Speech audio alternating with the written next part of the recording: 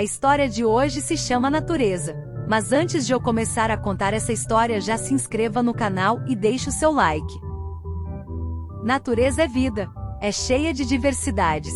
É tão querida.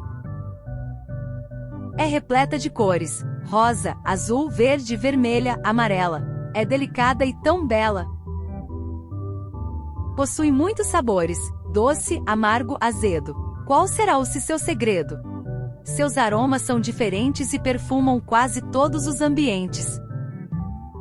A natureza cuida, mas precisa ser cuidada. Pode acabar se não for respeitada. Agora faça a sua parte e nunca se esqueça. Cuide bem da natureza, ela é a nossa grande riqueza.